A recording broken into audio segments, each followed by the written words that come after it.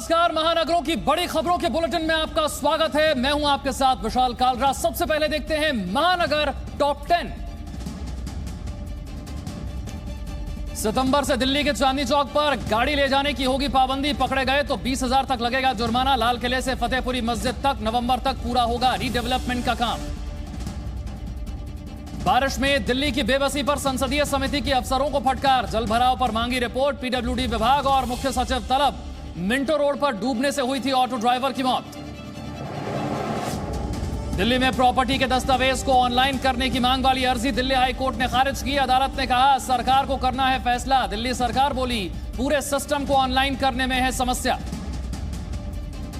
दिल्ली में कोरोना के एक्टिव मरीजों की संख्या 15,000 से नीचे। अब तक 1,26,323 लोग संक्रमित, लेकिन इलाज से ठीक हो चुके हैं 1,07,000 से ज्यादा लोग। पश्चिम बंगाल में आज पूरी तरह लॉकडाउन। कोलकाता में ड्रोन से रखी जा रही है सड़कों और बाजारों पर नजर। 3 दिन के लॉकडाउन का दूसरा चरण 25 जुलाई को और तीसरा चरण 29 जुलाई को। अभिनेता सुशांत सिंह राजपूत केस में मुंबई पुलिस ने दर्ज किया निर्देशक रूमी जाफरी का बयान। अब तक बॉलीवुड से जुड़े 35 लोगों से हो चुकी है पूछताछ। सुशांत केस में पूछताछ को लेकर कंगना रनौत और मुंबई पुलिस में जुबानी जंग। कंगना ने पूछताछ टालने का आरोप लगाया। मुंबई पुलिस ने कहा कंगना खुद नहीं आई बुलाने पर, अब भेजेगी नया समन। लॉकडाउन में प्रवासी मजदूरों के मददगार अभिनेता सोनू सूद की नई पहल। रोजगार ढूंढने में मदद के लिए शुरू किया प्रवासी रोजगार ऐप। दिल्ली के ग्रेटर कैलाश में दिन दहाड़े चेन स्नैचिंग चलती। बाइक से महिला की चेन खींचने की कोशिश, लेकिन नाकाम रहे तो फिर बाइक से उतरकर चेन छीनी और फरार हुए बदमाश। पर्यावरण बचाने के लिए चंडीगढ़ में पर्यावरण विभाग की अनूठी पहल। बीमार पेड़ों के पास जाकर हाल जानेगा ट्री एम्बुलेंस।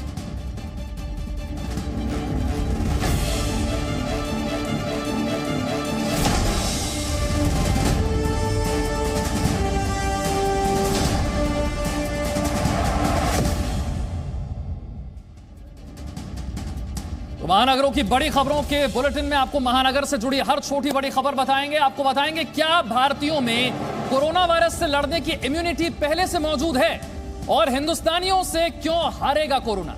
जबकि मुंबई एडिशन में बात होगी अभिनेत्री कंगना रनौत की, जिन्हें मुंबई पुलिस ने सुशांत सिंह राजपूत की मौत मामले में पूछताछ के लिए समन किया है। सबसे पहले अमेरिका ब्राजील के लोगों के मुकाबले भारतीयों को कोरोना वायरस से आखिर बचा कौन रहा है, ये आपको बताते हैं।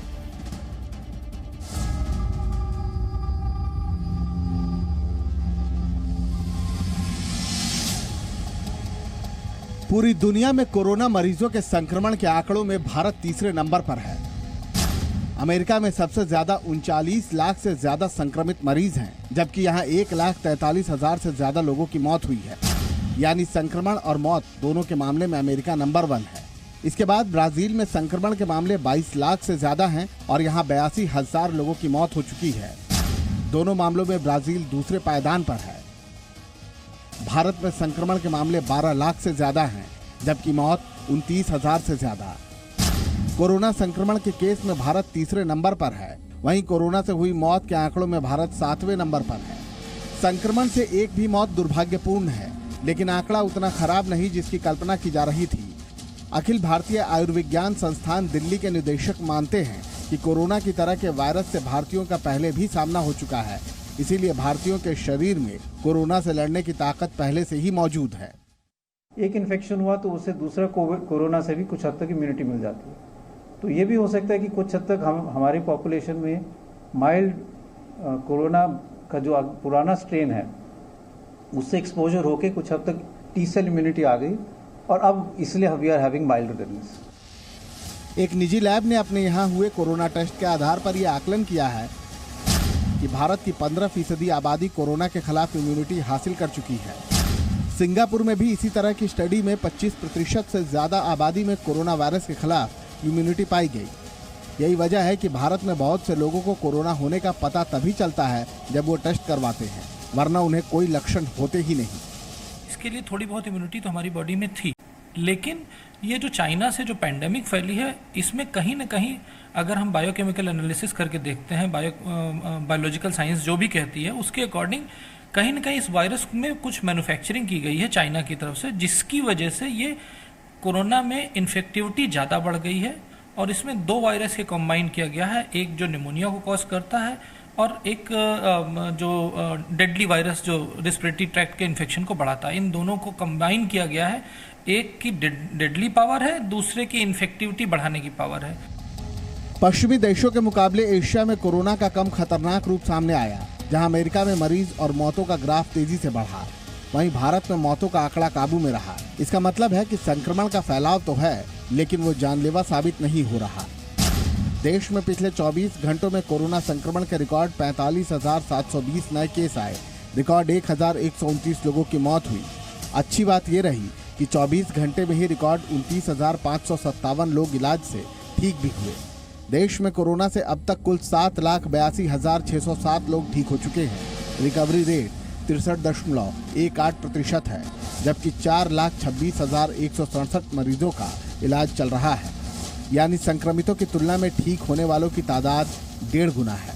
इसीलिए स्वस्थ लोगों को बढ़ते हुए आंकड़ों से सावधान तो होना चाहिए, लेकिन डरना नहीं चाहिए। दिल्ली से पूजा मक्कड़ के साथ ब्यूरो रिपोर्ट, जी मीडिया। आगे बढ़ते हैं। दिल्ली के चांदनी चौक का नाम सुनकर अगर आपके दिमाग में भी ट्रैफिक जैम और भीड़ वाली तस्वीर आती है, लेकिन अब जब आप चांदनी चौक जाएंगे तो ऐसा कुछ नहीं दिखेगा। चांदनी चौक रीडेवलपमेंट प्लान के तहत अब यहां की पूरी तस्वीर बदल गई है। अब सिर्फ पैदल चलते लोग आपको नजर आएंगे, गाड़ी लेकर आने पर फाइन लगेगा। सितंबर से चांदनी चौक पर गाड़ी ले जाने की पाबंदी होगी और पकड़े गए तो 20,000 तक जुर्माना भी लगेगा। लाल किले से लेकर फतेहपुरी मस्जिद तक नवंबर तक रीडेवलपमेंट का काम पूरा हो जाएगा। देखिए चांदनी चौक के पुराने दिन और जो चांदनी चौक के अच्छे दिन अब शुरू हो गए, ये दो तस्वीर।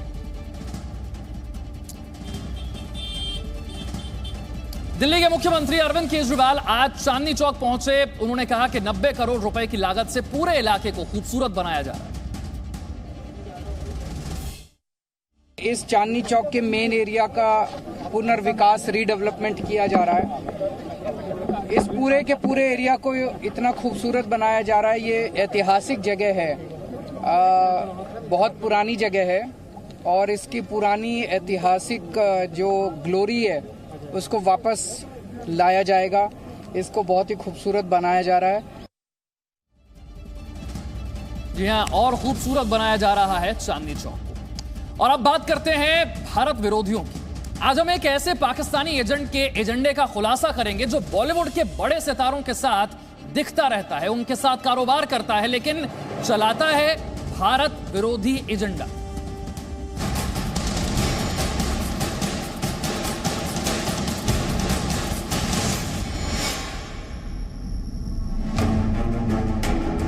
बॉलीवुड के अलग अलग स्टार्स के साथ तस्वीरों में दिख रहा ये शख्स पाकिस्तान के दुष्प्रचार गैंग का अहम सदस्य है। सूत्रों के मुताबिक भारत के खिलाफ कश्मीरी युवाओं को भड़काना और आतंकवाद का समर्थन करना टोनी अशाई का सबसे बड़ा एजेंडा है। इस काम के लिए ये बॉलीवुड में अपनी पैठ का बखूबी इस्तेमाल भी करता रहा है। ऐसे आरोप हैं कि अमेरिका में रहने वाला आर्किटेक्ट टोनी अशाई कश्मीर पर भड़काऊ बयान देता रहा है। टोनी अशाई के साथ शाहरुख खान और गौरी खान के कारोबारी रिश्ते हैं। सोशल मीडिया पर शाहरुख और गौरी खान के साथ टोनी की तस्वीरें हैं। दुबई के एक प्रोजेक्ट में भी टोनी अशाई के साथ शाहरुख खान की भागीदारी है। यही नहीं, टोनी प्रधानमंत्री नरेंद्र मोदी के खिलाफ पाकिस्तान के दुष्प्रचार के एजेंडे को आगे बढ़ाता रहा है। इसकी जांच होनी चाहिए कि शाहरुख खान के उसके साथ क्या संबंध हैं, जो बिजनेस संबंध हैं, कहीं वो भी ISI के काम में संलिप्त तो नहीं है। देश का जितना भी बड़ा आदमी हो, चाहे वो शाहरुख खान हो जिसको सारे इंडिया के लोग रिस्पेक्ट देते हैं, लेकिन उसके बाद ISI वालों के लोगों के साथ मिलकर के धंधा करना ये अपने आप में शर्म की बात है। इसकी जांच होनी चाहिए। अगर शाहरुख खान इसमें संलिप्त है तो उसको भी सजा होनी चाहिए। जी न्यूज के इस बड़े खुलासे के बाद टोनी अशाई ने सफाई दी है कि वो अपने ऊपर लगे सभी आरोपों को गलत कहा है। टोनी ने ये भी धमकी दी है कि उन पर आरोप लगाने वालों के खिलाफ वो केस दर्ज कराएंगे। जम्मू से राजू केरनी के साथ ब्यूरो रिपोर्ट, जी मीडिया।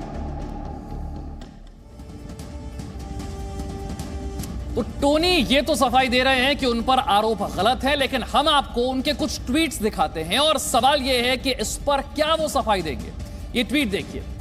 अपने इस ट्वीट में वो कश्मीर के लिए आजादी की मांग कर रहे हैं, कश्मीर के लिए आजादी की मांग, लोगों को भड़का रहे हैं। एक दूसरे ट्वीट में भारत को परमाणु बम की धमकी दे रहे हैं। धमकी परमाणु बम की हो, वो भी भारत को। पाकिस्तान का नाम लिए बिना यह धमकी है। प्रधानमंत्री, गृह मंत्री, एनएसए को कश्मीरी लोगों की मौत के लिए जिम्मेदार ठहराया जा रहा है और साथ ही अंतर्राष्ट्रीय कोर्ट से इसमें दखल की मांग कर रहे हैं। और अब आखिर में ये ट्वीट भी आपको दिखाते हैं जिसमें वो राहुल गांधी के ट्वीट को रीट्वीट करके प्रधानमंत्री मोदी को फासिस्ट कह रहे हैं। अब इन ट्वीट्स पर क्या सफाई देगी? और इस बीच सरकार ने पाकिस्तानी इवेंट मैनेजर रेहान सिद्दीकी को ब्लैकलिस्ट कर दिया है। रेहान पर भारत विरोधी गतिविधियों में शामिल होने का आरोप लगा है। आगे बढ़ते हैं। कोरोना संक्रमण के इस दौर में बाजारों में मंदी के हाल हैं, लेकिन सोने की कीमतों में रिकॉर्ड तेजी है। पहली बार सोने की कीमत प्रति 10 ग्राम 50,000 के पार हो गई। सोने में आई इस तेजी की वजह क्या है, बता रही हैं नोएडा से जी मीडिया संवाददाता पीयूषा शर्मा।